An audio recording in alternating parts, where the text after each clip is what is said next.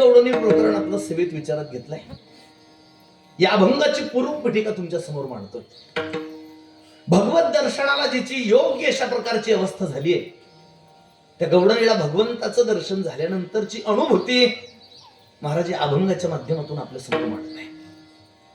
हे बघ, गोकुळातल्या लोकांचा मुख्य व्यवसाय होता दही, दूध, तूप, लोणी मथुरेच्या बाजारात जाऊन विकायचं आणि त्याच्यावर आपला उदरनिर्वाह भागवायचा, कारण ते गोकुळ होतं. गोकुळ शब्दाचा जर आपण विग्रह केला ना, तर त्याच्यातून दोन अर्थ बाहेर पडतात. गोकुळ शब्दाचा असा एक अर्थ भागवत भास्कर पूजनीय डोंगरेजी महाराज म्हणायचे, गो नाम इंद्रिय आणि कुल म्हणजे समूह. इंद्रियांचा जो समूह असतो याला गोकुळ म्हणतात. म्हणजे आपल्या शरीराला सुद्धा वेदांताच्या भाषेमध्ये शास्त्रकारांनी गोकुळ अशी उपमा दिली. पण इथं गोकुळ शब्दाचा हा अर्थ आपल्याला अपेक्षित नाहीये. गो नाम गायी आणि कुल म्हणजे समूह. गायींचे समूहाच्या समूह जिथे असायचे, गायींचे कळपच्या ठिकाणी असायचे, त्याला गोकुळ म्हणायचे, त्याला गोकुळ म्हणतात. आधिक्य ज्या वेळेला किती गायी होते आपण बऱ्याच वेळेस त्याचे चिंतन ऐकलेलं असेल, करतो. आधिक्य ज्या वेळेला दाखवायचं असेल ना एखाद्या वस्तूच्या वेळेला, ग्रामीण भागामध्ये म्हातारी माणसं गोकुळ हा शब्द वापरतात. आधिक्य दाखवायचं असलं तर म्हातारी लोक म्हणतात घर घर कसं गोकुळासारखं झालंय. कधी म्हणतात? ज्यावेळेला खाय प्यायची पंचायत असते, घरात एकही मूल नसतं, तेव्हा म्हटलं जातं का? नाही हो, धनधान्याने मुलाबाळांनी अगदी संपन्नता ज्या वेळेला घरात असते त्यावेळेला गोकुळ म्हटलं जातं. गोकुळ हा शब्द आधिक्य दर्शवणार आहे. महाराज गोकुळ होतं, तिथं कशाचीच कमतरता नव्हती. या गोकुळातल्या लोकांचा मुख्य व्यवसाय होता दही, दूध, तूप, लोणी मथुरेच्या बाजारात जाऊन विकायचे आणि त्याच्यावर आपला उदरनिर्वाह भागवायचे. जसे आपल्याकडे तूप बाजार आहे, फैसपूरला बंद पडला ना तूप बाजार, तसं मथुरेत इथे तूप गल्ली असली पाहिजे, तूप बाजार असला पाहिजे. सकाळी सकाळी ह्या गवळणी 4 वाजता उठायच्या. प्रेममूर्ती नामदेव यांनी त्यांचं वर्णन केलंय. महाराज म्हणतात, प्रातःकाळी प्रहरा रात्री उठल्या गवळणी बाळा, घुसडन मांडिले घरोघरी सकळा, नित्यानंदे प्रेमानंदे गाती गोपाळा, सहस्त्रापरी कैशा गाती मदन सावळा, घुम घुम करते ढेरे घुमते, आनंदल्या गवळणी छंदे छंदे डोलते. महाराज म्हणतात प्रातःकाळी या सगळ्या गवळणी उठायच्या आणि उठल्यानंतर यानी यानी ह गीतानी तद्वाली चरितानी च, भगवान परमात्म्याच्या बाललीलांचं स्मरण करत, परमात्म्याचं नामचिंतन करत करत त्या घुसडण करायच्या. जुन्या काळात ज्यावेळेला महिला मंडळ दडण दडायच्या, आता दंडबिंड काही घरी राहिलेलं नाहीये. हे जात उकड हे दृष्टांत अलीकडे लोकांना कळत नाही. हे सगळे जुन्या काळचे दृष्टांत. जुना काळ म्हणजे पूर्वीचा काळ. पूर्वीचा काळ म्हणजे ज्या वेळेला लोक घरी जन्मायची आणि घरीच मरायची, तो काळ. आता लोक जन्मतात कुठे, मरतात कुठे? धन्य तोची जगी आधी अंत सांभाळी. पूर्वी मुलांचा जन्म मामाच्या घरी व्हायचा, म्हणून मुलं पुन्हा पुन्हा मामाच्या घरी जायची. आता मुलांचा जन्म दवाखान्यात होतो, पुन्हा पुन्हा दवाखान्यात.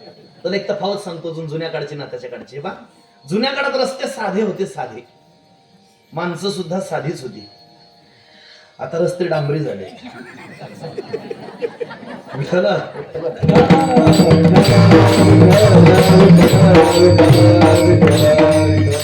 जुन्या भल्या मोठ्या मोठ्या रव्या असायच्या पूर्वी. आता काही घरांमध्ये अजून सांभाळून ठेवलंय. आता किचन मध्ये रवी संकोचली आहे. किचन मध्ये रवी असते केवढी, एवढीच. वरण करायचं असलं तिच्याने, ताक करायचं असलं तिच्याने, भाजी घालायची असली तिच्याने, उलटी केली की नवराही घाबरतो तिच्याने. म्हणजे रवी आहे पण फायद्याने. तर ते संकोचले भल्या मोठ्या मोठ्या रव्या असायच्या आणि त्या घुसळत असताना, कांडत असताना, दडत असताना जुन्या काळात महिला मंडळ ओव्या म्हणायच्या. आता ओव्या म्हणणं म्हणजे निवड अतिशयोक्ती. जिजाबाई ओवी म्हणत होत्या एकदा. जगद्गुरु तुकोबारांच्या सौभाग्यवती आईचं जिजामाता दडताय. महाराजांचे चरित्र तुल्य काही जिजाबाई ओवी म्हणत होते. ओवी कशी, माझा भाऊ ग साजना आला दीपवाडीच्या सणा, याने चितांग सोनियाचा मसे घातली ओवाळणी, याने चितांग सो. अतिशय भाऊ येतही नाही हो, त्याला माहित नाही दिवाळी बिवाळी काही, पण उगं म्हणायचं. जिजाबाईने हे ओवी म्हटली आणि 5 वर्षाची भागीरथीबाई खुदकन हसली म्हटले आहे, अगं अशी असते का ओवी? जिजामाता म्हटलं मग कशी असते ग? भागीरथीबाई म्हणाला मी म्हणू का? जिजामाता म्हटलं म्हणणं येते का तुला? हो येते. नाही म्हणू म्हण ना. 5 वर्षाची भागीरथीबाई हो तुकोबारांची कन्या. भागीरथीबाईने ओवी म्हटली आई माझा पंढरीचा हरी उभा चंद्रभागे तिरी माझा बाप तुकाराम वाहे तुळशीची मंजिरी माझा बाप तुकाराम ओव्या म्हणायची जुन्याकडे. आमच्या गावात एका बाईने विचित्रच ओवी म्हटली. ती म्हटली निंबाच्या ग झाडा खाली माझा भाऊ दारू पाडी कोण्या मेल्यानं केली काढी आली पोलिसाची गाडी.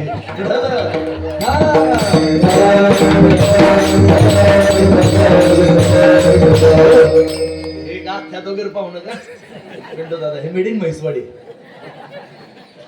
चला ह्या ना गौडणी सकाळी सकाळी घुसडण करताय आणि परमात्म्याच्या बाललीलांचं गायन करताय, परमात्म्याचं नामचिंतन करताय, ओव्या म्हणताय, यांचं गायन घुसडण करणं चाललंय. सबंध गोकुळामध्ये आवाज घुमतोय घुम घुम घुम घुम घुम घुम घुम घुम. त्या डेऱ्यांचा आवाज घुमतोय. मंगलमय वातावरण आहे. आणि घुसळत असताना एक गौडण दुसरीला म्हणते बा एक ही म्हणती साजनी तुम्ही लपवा गेलोनी नकडे नकडे नकडे बाई कृष्णाची करणी कोणीकडून हागे सखय येईल चक्रपाणी खास खांदुनी तुम्ही आता लपवा दुधानी घुम घुम करते घुम घुम करते डेरे घुमती. या गौडणींचा संवाद चाललाय. त्याच्यात एक गौडण म्हणाली अगं तो नंदाचा नंदन कुठून येतो कसा येतो काही कळत नाही. तो यायच्या आधी आपलं घुसडून झालं की पटकन लोणी काढायचं मटकीत भरायचं आणि खास खांदुनी तुम्ही आता लपवा दुधाने खड्डा खोदायचा आणि खड्डा खोदून त्याच्यामध्ये आपल्या दुधाने लपवून ठेवायच्या. कारण वर ठेवल्या की तो सापडून घेतो. लपवून ठेवायच्या खास खांदून. ठीक आहे. या गौडणीचा असा संवाद चाललाय. पण नामदेव म्हणतात तेवढ्यात झालं असं बोलता चालता येतुक्यामध्ये हरी आला कवणे ही देवदृष्टी नाही देखिला सूक्ष्म रूप घेऊन डेऱ्यामध्ये प्रवेशला वरचे वरी लोणी खाऊन गेला घुम घुम करते घुम घुम करते डेरे घुमती. या बोलताय गौडणी आपसात की अगं तो येईल आणि तो यायच्या आधी खास खांदून आपल्या दुधाने लपवा. बोलता चालता यांची चर्चा चालली. तेवढ्यात सूक्ष्म रूप धारण करून परमात्मा त्या ठिकाणी अवतीर्ण झाले. डेऱ्यात गेले. कवणे ही देवदृष्टी नाही देखील भगवान परमात्म्याने सूक्ष्म रूप धारण केलंय. कोणाच्या दृष्टीच प्रभू पडले नाही. वरवर जेवढं लोणी निघालेलं होतं घुसडून झालेलं तेवढं लोणी परमात्माने खाऊन टाकलं. परमात्मा डेऱ्यातच लपवलाय. बराच वेळ झालाय घुसडण करताय पण अजून लोणी काही बाहेर येत नाही. कुणीतरी सल्ला दिला. ते म्हटले गरम पाणी टाकून पहा. उणवणी शिडवणी घालिता लोणी येईना. उणवणी म्हणजे गरम पाणी टाकून पाहिलं लोणी येत नाही. एक म्हटली नाही ग कुणी फ्रीज मध्ये बाटली ठेवली सिंटीच्या पुढे फ्रीज आलं. पण शिडवणी जर घुसळायचं असलं ना तर या गौडणी शिड पाणी साठवून ठेवायच्या गार पाणी साठवून ठेवायच्या. यांनी गरम पाणी टाकून पाहिलं गार पाणी टाकून पाहिलं पण लोणी येईना. सासूने विचारलं का ग 9 वाजेपासून घुसळत बसली आहे झालं काय नेमकं? पावणे 11 होत आले निघतं का लोणी तुझं? ती म्हटली आत्या काय झाले टोनी? सासूबाईकडे ना आत्या मला असं वाटतंय आपल्या डेऱ्याला कोणीतरी करणी केली. करणी देव म्हणे एवढा मोठा कर्णामध्ये बसलाय कोणाची ताकद आहे करणी करायची. आता कुणीतरी करणी केली. सासू जवळ गेली आणि जवळ गेल्यानंतर सासू त्यांना सांगते आहा गे बाई अन्न तुमचे जाणते चाडे यशोदेच्या मुलाने उनी देत सागुडे आहाच मग पाहता आता फिरगे निराडे मारी ठोसरे दोन्ही गाल हो रे घेतले.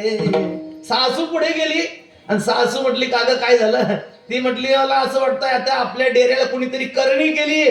सासू म्हटली तिची सासू म्हटली की माझी आजे सासू सांगत होती तिच्या आजे सासूच्या हातचा डेरा आहे. तुम्ही सांगितलं ना ही सासू ज्या गवडणीची सासू जी गवडण म्हणते की आपल्या डेऱ्याला करणी केली असं वाटतंय लोणी येत नाही. तिची सासू 90 वर्षाची आणि तिची सासू तिच्या सुनेला सांगते की हा डेरा किती जुना आहे सांगू? माझी आजे सासू सांगत होती तिच्या आजे सासूच्या हातचं आहे. इतका जुना डेरा आमच्या 3 पिढ्या खपल्या. माझी आजे सासू माझी सासू मी इतक्या वर्षापासून आम्ही घुसडतोय कधी करणी झाली नाही. आणि तू म्हणते करणी झाली. तुमचे साळे मला माहित नाही का? आहा गे बाई यांना तुमचे जाणते साळे. सासू म्हटली तुमचे सगळे साळे मला माहितीये. यशोदेच्या मुलाने उनी देत 6 गोळे. अगं यशोदेच्या मुलाला तुम्ही ते लोण्याचे गोळे नेऊन देता, आणि आता मी सांगितलं तुला, विचारलं कुठे लोणी, तर मला म्हणते करणी झाली. सासू जवळ गेली, आणि जवळ गेल्यानंतर मारी ठोसरे दोन्ही गालहोरे घेतले. सासू जवळ गेली, तिने सुनेला कोणता गुंबा, कोणता ढोर गुंबा, मला हीच अपेक्षा होती. ढोर मारी ठोसरा मारला म्हणजे ढोर गुंबा मारला, आणि दोन्ही गालहोरे घेतले. गालहोरे म्हणजे गालगोचे नाही, चिमटे नाही, अजून एक शब्द आहे थोरजी, बुथडे. ज्यांनी खाल्ले त्यांना सांगता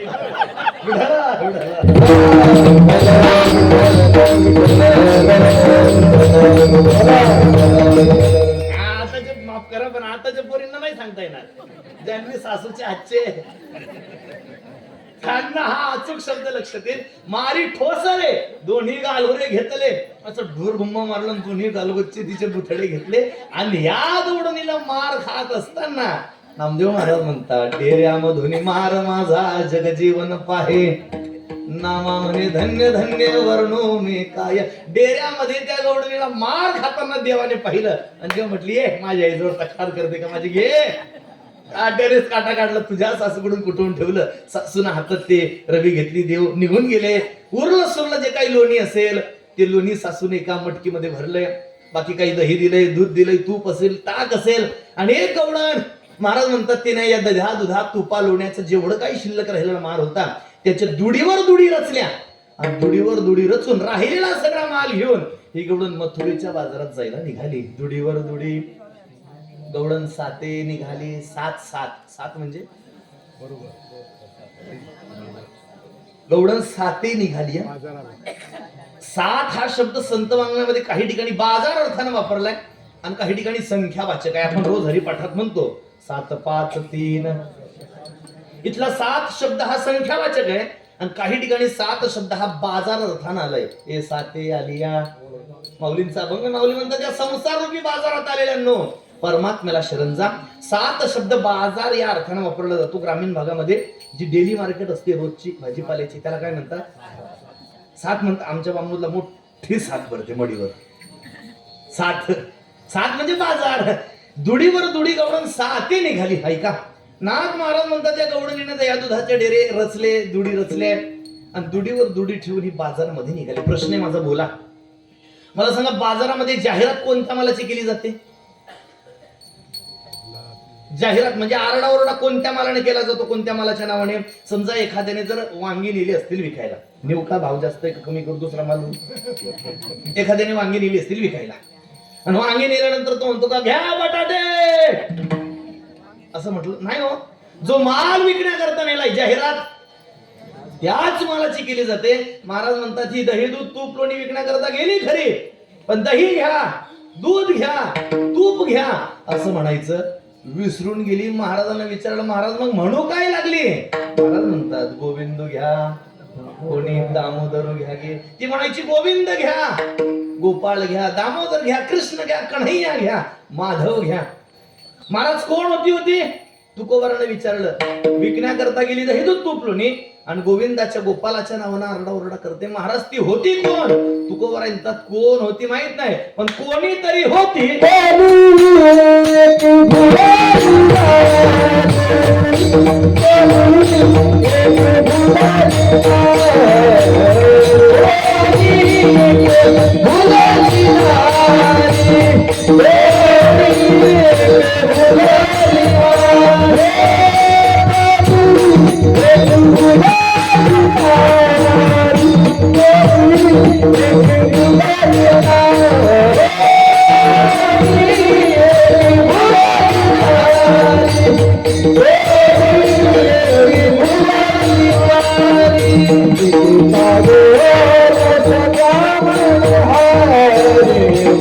Hare